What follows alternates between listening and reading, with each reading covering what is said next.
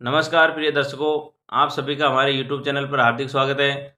दोस्तों, आज फिर हाजिर हूँ मैं नया वीडियो नई कहानी लेकर के।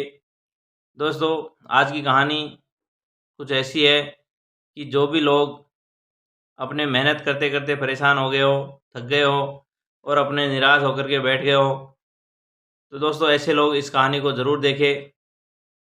जो भी मित्रगण हमारे चैनल से नए जुड़े हो, चैनल को सब्सक्राइब कर ले और बेल आइकन को प्रेस कर ले, ताकि आने वाले वीडियो का नोटिफिकेशन आप तक पहुंच सके और आप मेरे द्वारा दी गई कहानी का आनंद ले सके। तो दोस्तों, अब मैं शुरू करता हूं आज की कहानी।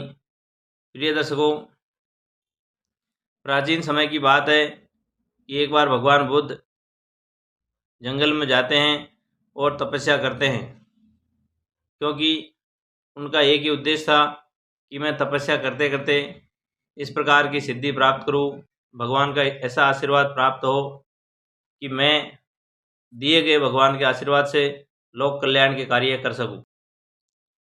प्रिय दर्शकों, आज की कहानी भगवान बुद्ध और एक गिलहरी की है, जिसमें आपको मैं बताऊंगा कि जिस प्रकार से आदमी अपने जीवन से निराश हो जाता है, परेशान हो जाता है, बिल्कुल दुख झेल रहा हो, तो वो आदमी कभी भी हिम्मत नहीं हारे और जो हम कर्म कर रहे हैं उसको करते रहिए, उससे बेहतर करने की कोशिश कीजिए। आपका भाग्य उदय होगा, आपके परिवार से गरीबी चली जाएगी एक न एक दिन। लेकिन दोस्तों, उसके लिए आपको पूरी कहानी को देखना होगा और मेरे द्वारा बताए गए उद्देश्य को अमल करना पड़ेगा, तब जा कर के आप सफल होंगे। तो दोस्तों, भगवान बुद्ध की केवल और केवल एक ही मंशा थी कि मैं जीवन के लोगों के कल्याण के लिए कुछ कर्म कर सकूं, उसमें भगवान का भी सहयोग प्राप्त हो।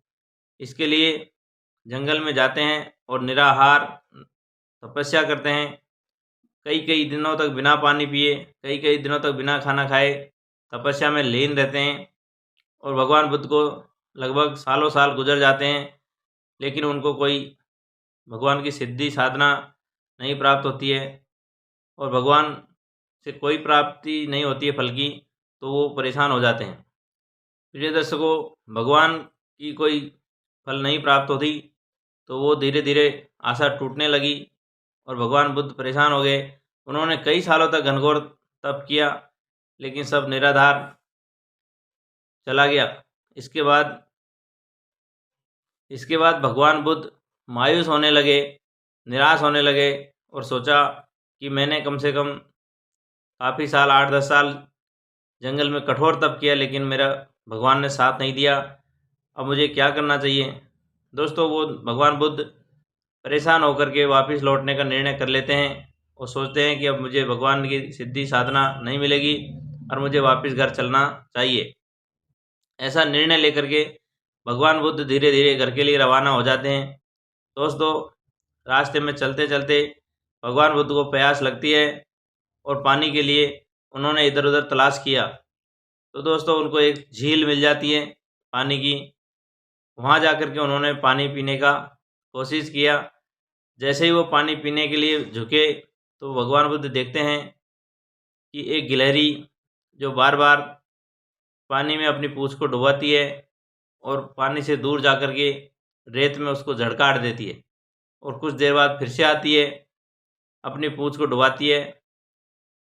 दोस्तों, भगवान बुद्ध की प्यास जाने कहाँ की कहाँ जाती रही और जब इन्होंने ये दृश्य देखा तो बड़े अचंभित हो गए, सरप्राइज हो गए। उन्होंने एक दो घूंट पानी पिया और बहुत देर तक, कम से कम 5-10 मिनट तक ये देखते रहे कि गिलहरी ये कर क्या रही है। भगवान बुद्ध से रहा नहीं गया और गिलहरी के पास जाकर के पूछते हैं कि हे गिलहरी, आप ये क्या कर रही हो? मैं बड़ी देर से देख रहा हूँ कि आप बार बार पूँछ में डुबाती है और बाहर ले जाके झड़काट देती हो। इसके पीछे क्या कारण है, क्या रहस्य है? गिलहरी भगवान बुद्ध से कहते हैं कि हे मनुष्य, तुम नहीं जानते कि इस झील ने मेरा सर्वस्व उजाड़ दिया है, मेरा संसार उजाड़ दिया है। दोस्तों, भगवान बुद्ध कुछ समझे नहीं और गिलहरी से कहते हैं कि ज़रा स्पष्ट होकर के बताइए कि बात क्या है। तो गिलहरी कहती है कि इस झील ने मेरे छोटे छोटे अंडों को, बच्चों को डुबा दिया है। दोस्तों, गिलहरी के जब बच्चे डूब करके मर गए थे तो गिलहरी कहती है कि मैं इस झील से बदला लेना चाहती हूँ और मैं इस झील को सुखा करके मैंने प्रण लिया है कि ये झील को सुखाऊंगी, चाहे मेरी ज़िंदगी बर्बाद हो जाए, ज़िंदगी ख़त्म हो जाए, मेरी आने वाली पीढ़ियाँ भी भले ही से ख़त्म हो जाए, लेकिन मैं इस झील को सुखाने का प्रयास करती रहूँगी। भगवान बुद्ध कहने लगे कि ये गिलहरी, तुम व्यर्थ में परिश्रम कर रही हो।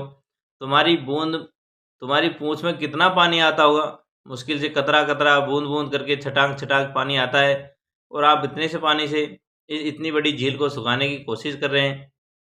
गिलहरी कहती है, ये मानुष, मेरा काम कर्म करने का है, मैं अपना कर्म करती रहूँगी, मेरा इससे बदला है, मैं उस बदले को लेती रहूँगी, भले ही से सूखे या नहीं सूखे। मेरा जीवन चाहे मुझे दांव पर लगाना पड़े, लेकिन इसने मेरे बच्चों को डुबा के मारा है तो मुझे इसको सुखाने का प्रण ले रखा है, वो मेरा प्रण जारी रहेगा। दोस्तों, इतना कहने के बाद गिलहरी वापस से अपने काम पर लग जाती है और महात्मा बुद्ध देखते हैं कि इस गिलहरी ने तो मुझे आज एक जीवन का बहुत बड़ा उपदेश दे दिया है, संदेश दे दिया है। दोस्तों, ये तो बेचारी जानवर है, मैं तो मनुष्य हूँ, बुद्धिमान हूँ, मैं सोच सकता हूँ, समझ सकता हूँ। इसके बाद महात्मा बुद्ध ने पानी पिया और उसने घर नहीं जाने का निर्णय लिया। उसने सोचा कि जब ये छोटा सा जानवर अपना जीवन कुर्बान करने पर लगा हुआ है, अपने दृढ़ निश्चय पर अड़ गए, तो मैं तो इंसान हूँ, मैं क्यों वापस जाऊँ। दोस्तों, भगवान बुद्ध वापस जाते हैं और दोबारा से दुगनी शक्ति के साथ तपस्या करते हैं घनघोर जंगल में। अब की बार उन्होंने सोच लिया कि जिस प्रकार गिलहरी ने निश्चय किया है, उसी तरह से चाहे मेरे प्राण चले जाए, लेकिन मुझे भगवान की साधना में लगे ही रहना है।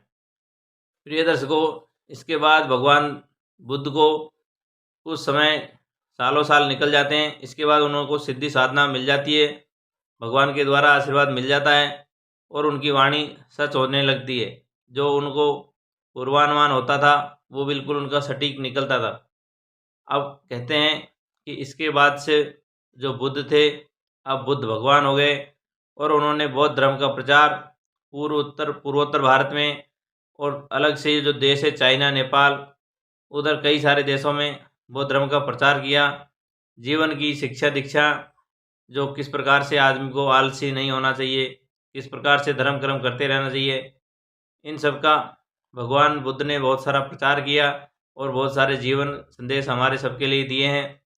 तो दोस्तों, आज की कहानी में इतना ही, जिसमें भगवान बुद्ध ने एक गिलहरी से प्रेरित होकर के किस प्रकार से जो उनकी निराशा थी, उनकी हताशा थी, वो टूटी और उन्होंने गिलहरी को गुरु बनाया और भगवान बुद्ध बने, जिनका आज भी हम बहुत सारी किताबें, बहुत सारा ज्ञान देखने को मिलता है। तो दर्शकों, आशा करता हूँ कि आज की कहानी अच्छी लगी होगी, प्रेरणादायी लगी होगी।